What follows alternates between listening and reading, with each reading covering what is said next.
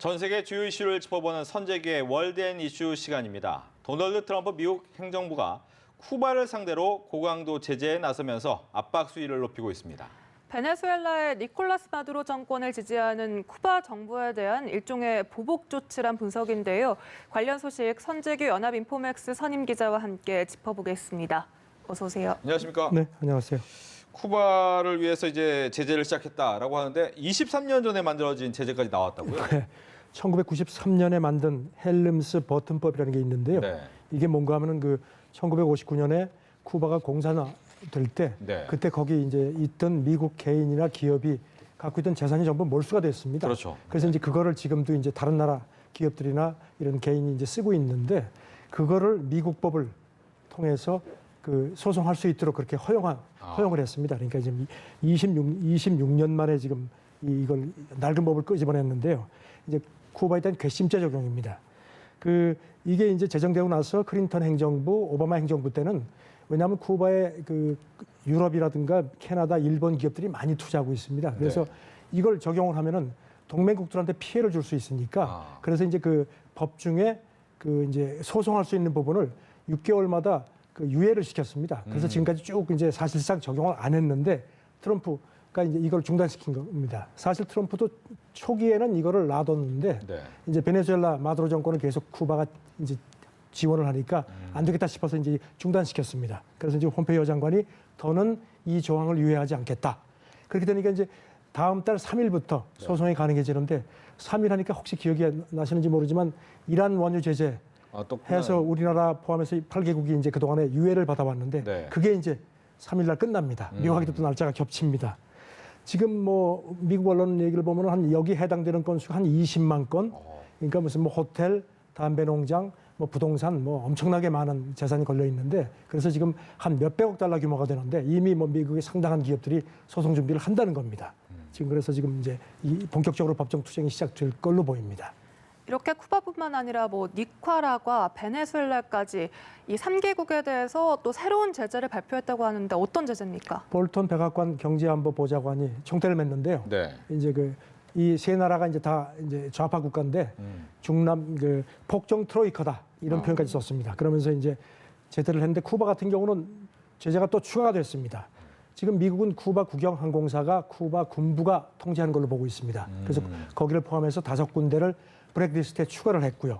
그리고 이제 미국에 있는 그 미국 사람들이 그 쿠바에 있는 친척이나 가족한테 보낼 수 있는 돈도 대폭 제한을 해서 이제 했고요. 지금 트럼프 행정부는 1년에 이런 식으로 쿠바에 들어가는 돈이 한 35억 달러 정도 되는 걸로 보고 있습니다. 그다음에 오바마 때 그 여행 제재도 많이 풀었는데 네. 이제는 일반인은 못 가게 했습니다. 가족 여행만 갈 수 있게끔 했고요. 네. 베네수엘라도 지금 뭐 그 돈줄을 달러 들어가는 돈을 이제 줄을 더욱 조일 움직임이고 니카라과는 이제 오르테가 비자금 이제 줄도 막혔다는 건데 지금 볼턴은 전에도 그런 얘기를 했는데요. 먼로주의가 여전히 유효하다. 1823년에 그 미국 5대 대통령 먼로 그 대통령이 그 유럽더러 미주 대륙에 개입하지 말라고 해서 이제 그때부터 먼로주의라는 게 생겼는데 볼턴이 이걸 거듭 강조를 했습니다. 예. 뭐 이런 제재에 쿠바는 굴복하지 않겠다라고 말은 하는데 경제 상황은 썩 안 좋아 보이더라고요. 네, 라울 카스트로 그 공산당 총서기가 트럼프가 중남미 좌파 혁명을 죽이려고 한다. 절대로 베네수엘라 포기하지 않겠다. 그다음에 국가평의의장도 오바마 때 많이 회복이 됐는데 네. 다시 최악으로 만들었다. 우리 절대 굴복하지 않겠다. 그런데 말씀하신 것처럼 뭐 지금 쿠바가 민생이 많이 좋지가 않습니다. 뭐 생필품 같은 것도 많이 부족하고 그랬는데 지금 쿠바 경제장관도 많이 어렵다. 하지만 허리띠 졸라매자 이렇게 해서 뭐 끝까지 버티겠다는 그런 그 결의를 보이고 있습니다. 그런데 이 미국과 쿠바 간의 갈등의 불씨가 EU까지 튀고 있습니다. 뭐 쿠바에 들어있는 EU 기업들의 뭐 제재를 가할 거다. 미국이 이렇게 유럽 말을 기업들이 했다고요. 제일 많이 지금 쿠바에 들어가 있고요. 그다음에 뭐 캐나다, 일본도 그런데 유럽연합집행위원회가 이제 그 캐나다 외무부하고 공동 성명을 냈습니다 어제. 그러면서 그렇게 한다면은 우리도 똑같이 유럽 법안에 제소하고 그러면서 이제 말은 하지 않았지만 예전에 WTO에 제소한 적이 있거든요. 네. 그래서 이제 미국이 그때 유럽 기업들은 예배를 하겠다 해서 이제 그렇게 됐는데 그게 깨지니까 이제 WTO 제소 움직임도 있는데 오늘 새벽에는 영국 외무부도 성명을 냈습니다. 네. 유럽연합하고 힘을 모아가지고 적극적으로 법적으로 대처하겠다 네. 이렇게 나왔습니다. 보니까 이제 베네수엘라나 쿠바나 지금 뭐 생필품 구하기도 어렵다 할 정도로 힘든데 이제 보니까 이 두 나라한테 돈 빌려준 나라가 브라질이라고요? 브라질이 이제 중남미 맏형으로 불리는데 네. 브라질이 참 곤혹스럽습니다. 지금 이제 좌파 정권에서 보우소나루 우파 정권으로 바뀌어서 트럼프하고 손발이 잘 맞는데 그렇죠. 죽을 맛입니다. 왜냐하면 쿠바하고 베네수엘라가 얼마 전부터 그 브라질에서 빌린 돈을 전혀 갚지 못하고 있습니다. 브라질이 과거 좌파 정권 때 돈을 많이 빌려줬거든요. 네. 그리고 한때는 뭐 서로 뭐 정유시설도 막 같이 만들려고 그러고 잘 나갔는데 이제 보우소나루가 집권하고 나서 작년 말부터 딱 끊었습니다. 그런데 지금 이제 특히 빌려준 수출 보증 같은 것들이 많이 물려 있는 게 브라질 중소기업들이. 그래서 이제 브라질도 지금 아주 죽을 맛입니다. 이것 때문에. 하필 이런 와중에 또 영국의 왕세자 부부가 쿠바를 방문했습니다. 미국의 눈치를 좀 봤을 것 같은데요. 지난달 말에 이제 찰스 왕세자 부부가 갔는데 왕실 사람, 영국 왕실에서 간 게 처음이라고 합니다. 네.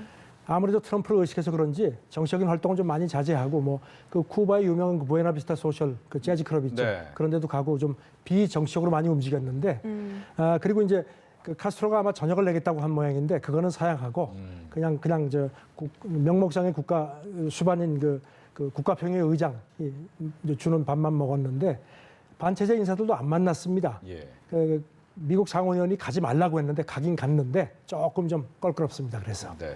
쿠바 하면 뭐 가장 유명한 게 담배도 있겠지만 야구 선수들로 그렇죠. 굉장히 유명한데 미국 프로야구 원래 진출 꽤 많이 했었잖아요. 그럼요. 지금도 많이 있는데 지난번에 오바마 대통령 때 그 쿠바 선수들 많이 오게 하자 해가지고 이제 그걸 해서 쿠바 야구 연맹하고 그 메이저리그가 네. 작년 말에 협약을 맺어서 여기 따라서 쿠바 야구 연맹이 보낼 수 있는 34명의 선수 명단까지 발표를 했습니다. 트럼프가 이번에 그걸 딱 막았습니다. 이제 명분은 쿠바 야구 연맹이 쿠바 정부 소속이다, 불법이다. 그런데 뭐 짐작하시겠죠.